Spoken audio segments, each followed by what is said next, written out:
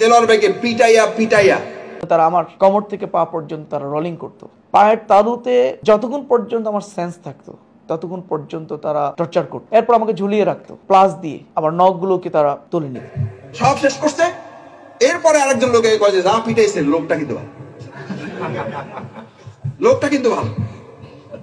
আমাদেরকে পিটাই হুইল চেয়ারে বসায় রাখছে।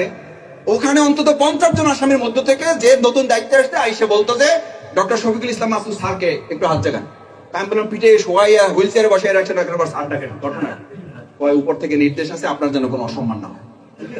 আমি বললাম এটা তো আরেকটা অত্যাচার যে পিটাই হুইল চেয়ারে বসায় রাখে এখন কি ডাকতেছে স্যার ডাকতে। আবার খাবার সময় ওখানকার বলা হয় যে ডিবির মাইরও ভালো, মিন্টু রোডের মাইরও ভালো, খাওয়া ভালো। আমি ওই 67 দিন এটা আবার বলি আপনাদের আল্লাহ নিয়ামত, যে ইব্রাহিম আলাইহিস সালাম যেমন বলছিলেন না যে আমার ওই 41 দিন বা আমার ওই 40 দিন যে আগুনে তারা আমারে ফালাই রাখছিল, ওইটা ছিল গোটা জীবনের মধ্যে আমার সবচেয়ে আরামের দিন। সুবহানাল্লাহ। আপনাদের কাছে হয়তো আমাদের রিমান্ডের চিত্র কষ্ট পেয়েছেন, আমরাও যে একবারে কষ্ট পাইনি তা না, কিন্তু সব দিক বিবেচনা করলে আমাকে যদি জিজ্ঞেস করা হয়, দেলোয়ার ভাইকে জিজ্ঞেস করেন, উনি কালকে বসে একটা আলোচনায় বলেছেন আমাদের যে ওই 67 দিন রিমান্ডের আমার জীবনের সবচেয়ে সম্মান, মর্যাদা, আনন্দের এবং তৃপ্তির দিন ছিল। কারণ ওখানে লোকেরা বলতো যে মাসুদ ভাই আপনারা কারা, আপনি কে, আপনি তো এখানে খাবার একদিনও খান। আমি 67 দিনের 3 বেলার 1 বেলার খাবারও আমি ওখানকার খাবার খাই নাই। কোনো না কোনো ভাবে পুলিশ জিজ্ঞেস করতো যে ভাই আপনাদের খাবার কোত্থেকে আসে। আমি বললাম এটা তো আপনারা না জানবেন। কয় স্যার আমরাও জানি না, আমাদেরকে এক জায়গা থেকে দেওয়া হয়, এটা আপনাদেরকে আমি দিতে বাধ্য, আমার কিছু করার নাই।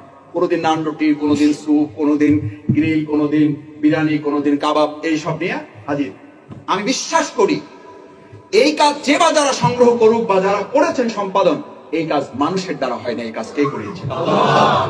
কারণ রিজিকের ফয়সালা কার থেকে হয়? আমার ভাইরা, এটা আমার বা দেলোয়ার ভাইয়ের একক এরকম 2-4 জন ব্যক্তির ব্যাপার না, এরকম আমাদের শত শত হাজার হাজার স্মৃতি কথা আমাদের সেই 15-10 বছরে আমরা তারা আমাদেরকে দিয়েছে। সেজন্য আমি অনেক সময় বলি যে আমরা শুধু জেল খাটি না, আমরা আল্লাহ তাআলার সাহায্য দেখার সুযোগ পেয়েছি। যে আল্লাহ আমাদেরকে সাহায্য করেছেন সে আল্লাহ এই বাংলাদেশ বিনির্মাণে সাহায্য করবেন না করবেন? আমরা এই জন্য এবার সিদ্ধান্ত নিয়েছি, আল্লাহ যদি সাহায্য করেন তার সাহায্য পাওয়ার জন্য আপনাকে উপযুক্ত হতে হবে। আমরা সেই উপযুক্ত হওয়ার চেষ্টা করতে পারবো ইনশাআল্লাহ।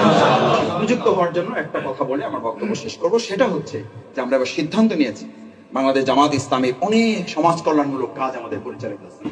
এখন যতটুকু ভালো পরিবেশ পেয়েছি ওই সমাজ কল্যাণমূলক কাজ কমবে না, ভালো। এখন সুযোগ পেয়েছি ইউনিভার্সিটি একটা করা লাগে, করবো না করবো না?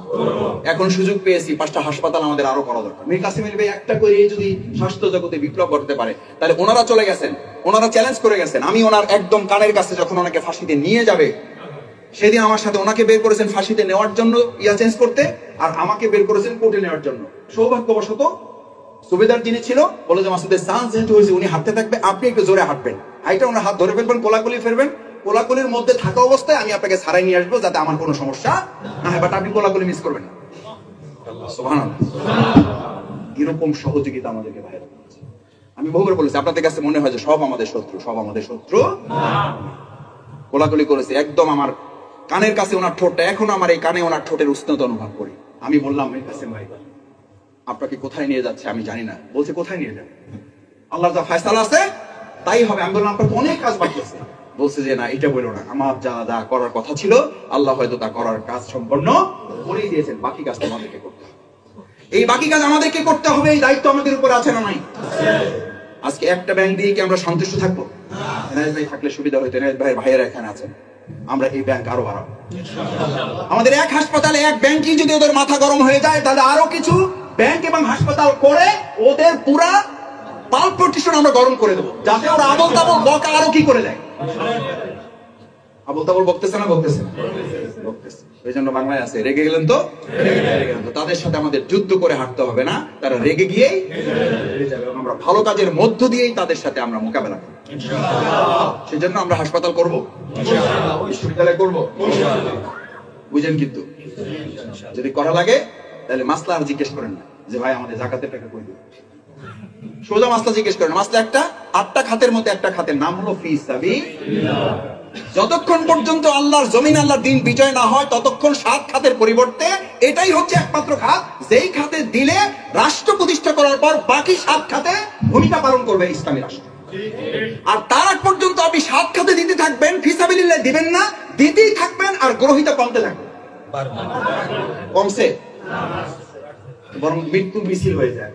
জাকাত দিতে এসে 50 জন পায়ে পিষ্ট হয়ে মরে গেছে। রাসূল সাল্লাল্লাহু আলাইহি ওয়াসাল্লাম ইসলামে রাষ্ট্র করেছেন, এরপরে জাকাত দেওয়ার জন্য রাস্তায় রাত্রে 2টা 3টা রাস্তায় ঘুরতেছে, একজন পিছন থেকে ভাই জিজ্ঞেস করতেছে, ভাই বহুক্ষণ ধরে লোক খুঁজছি, আপনারে পাইছি, আমার জাকাতটা একটু লন।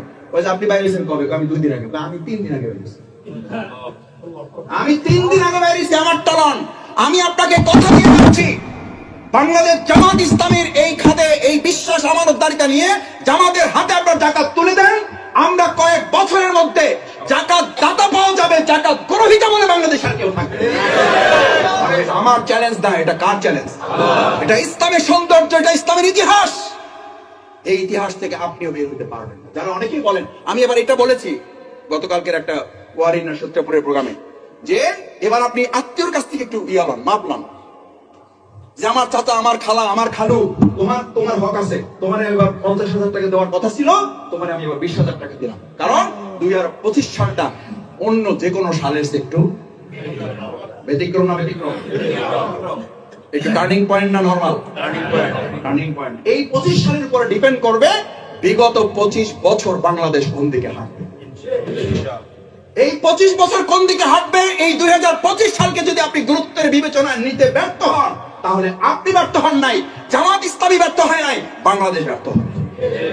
আমি কি আপনাদের কাছে আশা করতে পারি যে আমার জাকাতের সম্পূর্ণ টাকা একেবারে নিডে, যদি প্রয়োজন হয় যে রোগাক্রান্ত একেবারে অসহায় হয়ে পড়েছে, তার 5,000 টাকা না দিলে নয়। আমি বলছি, আবার বলছি, ভুল বুঝেন না আমাকে, মসজিদে দিবেন না বলছি না, মসজিদে দিতে হবে কেন? মসজিদ তো সরকারিকরণ হবে। লিল্লাহ মার্ডিং দিতে হবে কেন? লিল্লাহ মার্ডিং তো সরকার চালাবে। এতিমখানায় দিতে হবে কেন? এতিম তো সরকার, রাষ্ট্র চালাবে। আপনি কতজনকে চালাবেন? আপনি চালিয়ে তো আপনার মধ্যে অহংকার তৈরি হতে পারে, হয় না? আমাদের এই মাদ্রাসাগুলো থেকে শুধু এই লোকদের জাকাতের কারণে চলে বলে, ওই মাদ্রাসার লোকদের কথা আপনাকে বলছি, বলছে মাসুদ ভাই এই জাকাতের টাকা এই মাদ্রাসা চলে বলে, এখান থেকে আল্লাহর গোলাম হওয়ার পরিবর্তে এখান থেকে এমপির গোলাম হয়ে বের হয়। আছে না নাই? তাহলে যে জাকাত আল্লাহর গোলাম তৈরি করার কথা, সেই জাকাত তার বিপরীতে কি তৈরি করছে? এমপির গোলাম তৈরি করছে। আমরা বলেছি কেন বের হচ্ছে না 2023 সালে? বের হন।